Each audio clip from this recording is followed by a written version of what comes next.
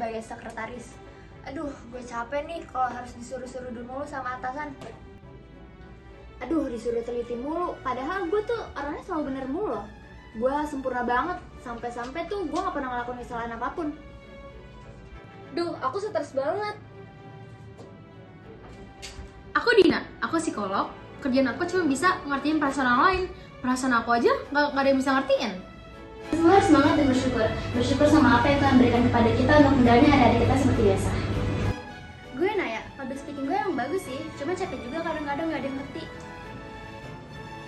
Oke, Pak. Oke, nanti tinggal di sana kan, Mak? Oke. Coba. Hai, gue Lala.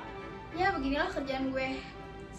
Sehari-hari ketemu buku, pulpen, dan dengerin omongan orang. Pusing sih.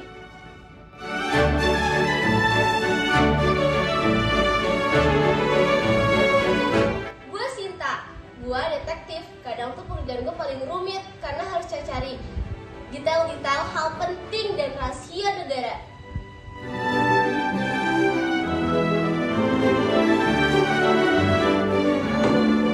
Gue Arga.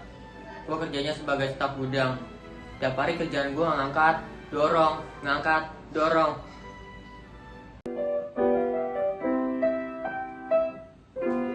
Gue Mira, gue penulis musik. Ide gue paling keren deh pokoknya. Tapi kadang bikin overthinking juga sih.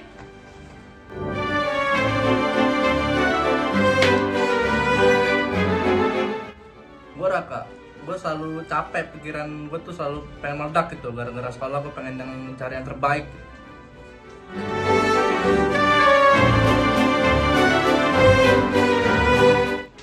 Hai, gue Rani. Gue adalah seorang editor. Gue suka sih sama pekerjaan gue. Cuman deadline-nya yang bikin gue bingung.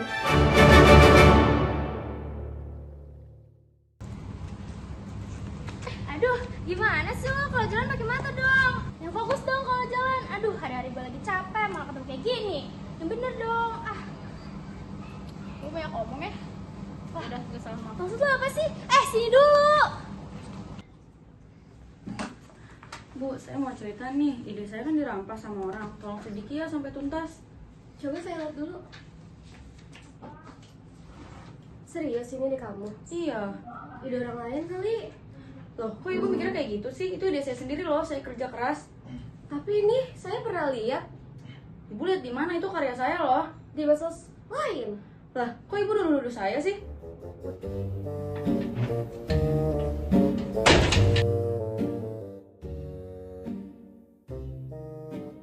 Gue bang, lu secara fisik kan, lu kayak gini terus lu bakal capek bang. Apa sih gue lagi kerja juga? Gangguin aja lu. Halo teman-teman, saya Dina. Di sini saya psikolog. Di sini saya seminar. Kalian boleh menceritakan keluh kesah kalian masing-masing. Ya, boleh. Ini nama saya Arga. Saya kesel banget. Tadi saya lagi kerja, saya malah digangguin sama orang. Lah, lu yang tadi ya? Oh iya, lu ya.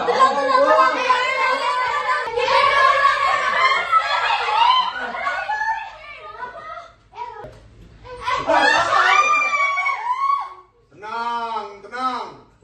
Kalian semua di sini, saya sudah tahu permasalahan kalian semua di sini. Kalian tidak kenal dengan siapa pencipta dan pemberi karunia yang saya berikan kepada kalian. Kamu gak pernah bersyukur tentang kecerdasan dan juga pengertian rasa kamu yang pernah saya berikan. Kamu saya berikan kuping untuk bisa mendengar dan bisa mengerti perasaan orang lain. Tapi kamu tidak pernah menghargai itu. Saya berikan mata yang bagus untuk bisa meneliti sesuatu hal yang kecil, tapi kamu tidak pernah menghargai itu. Kamu berbicara dengan lantang dan bagus, tetapi kamu tidak pernah menghargai itu.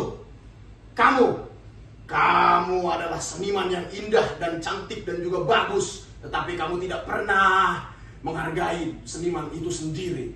Kamu adalah pekerja keras, kamu adalah pemikir hebat, tetapi kamu tidak pernah menggunakan kecerdasanmu untuk melakukan hal yang baik. Kamu adalah editor yang bagus, tetapi kamu tidak pernah menghargai pemberian yang pernah saya berikan. Dan kalian berdua, orang yang sedang bertengkar di sini. Untuk kamu yang masih sekolah, saya berikan kecerdasan. untuk kamu bisa mengerti pembelajaran sekolah, tetapi kamu tidak pernah menghargai itu. Dan kamu adalah orang yang saya berikan kekuatan lebih dari antara yang lain, tetapi kamu tidak pernah menghargai itu. Saya adalah pemberi karunia dari kalian semua. Saya adalah dewa. Dewa di mana yang memberi kalian sebuah karunia, memberikan kalian sebuah berkat yang tidak pernah kalian hargai. Mulai hari ini, kalian semua saya kutuk. Aku nggak bisa lihat. Di mana? Tunggu. Ini semua pada ngomong apa sih? Suara aku bahkan nggak kedengeran. Aduh, ide-ide aku pada kemana ya? Kok aku jadi lupa gini sih? Padahal tadi aku udah nemu ide-ide bagus buat musik aku. Aduh, kok aku kayak orang bodoh sih sekarang? Aduh, gue gak fokus banget nih. Kok gue jadi serabut gini ya? Kok tangan aku jadi begini ya? Kenapa ini? Aku di mana? Tangan gue gimana? Gimana gue mau kerja? Oh iya lu. Belum kelar kita berantemnya. Kamu siapa?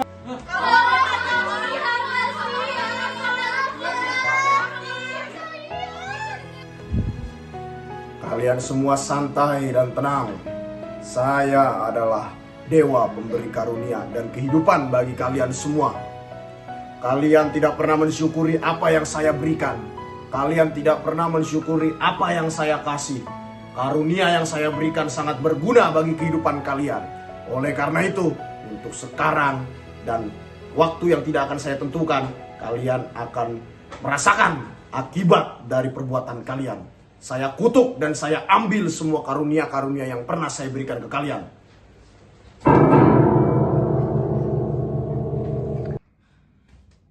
Duh, aku nyesel banget nih. Kok bisa ya jadi kayak gini? Maaf, aku gak bisa dengar kamu. Tapi aku tahu perasaan kamu dan kita semua. Aduh, lihat kondisi kalian, sepertinya emang kita harus menyesal. Karena kita selama ini emang tidak bersyukur dan ya kerja gak enak. Dunia ini aku gak bisa mendengar. Dunia aku jadi hening karena emang aku terus ngeluh. Iya nih, aku juga nyesel. Aku jadi nggak bisa lihat karena ngeluh setiap hari. Aku juga nih, aku nyesel banget, aku udah sombong. Aku nyesel banget, aku nggak bisa punya perasaan lagi, nggak bisa berekspresi lagi. Enggak, gue gak nyesal. Gue pengen berantem sama dia itu. Jangan kayak gitu, kita harus sabar. Kita semua ada di situasi yang sama. Iya, Ar, nggak boleh kayak gitu. Harus sabar. Jangan gitu, kita juga harus menyesal. Kita juga harus tahu arti kehidupan sebenarnya. Iya juga ya. Gimana? Oh iya. Duh, kok jadi kayak gini sih? Aku nyesel banget deh. Kalian semua sudah menyesal atas perbuatan kalian. Kalian akhirnya menemukan arti dari kehidupan yang sebenarnya. Saya sungguh kagum dengan rasa dan penyesalan yang ada dalam hati kalian. Saya harap dengan hukuman dan kutukan yang saya berikan kepada kalian semua bisa tersentuh dan menyimpan rasa yang sebenarnya di dalam hati kalian semua. Oleh karena itu, saya akan mengampuni kalian semua. Saya akan memberikan kesempatan yang kedua bagi kalian semua. Kalian semua akan menjalani hidup dengan normal kembali. Saya harap kalian bisa menggunakan kesempatan ini dengan lebih baik lagi. Ini caranya gimana sih? Ini lu tinggal kali ini doang nih. Kali ini sama ini udah. Oh, makasih ya. Yuk, akhirnya kepintaran gua kembali lagi. Kita harus menaikkan saham perusahaan. Baik Bu, saya mendengarkan dengan baik. Wah, alhamdulillah enaknya sudah bisa mendengar kembali.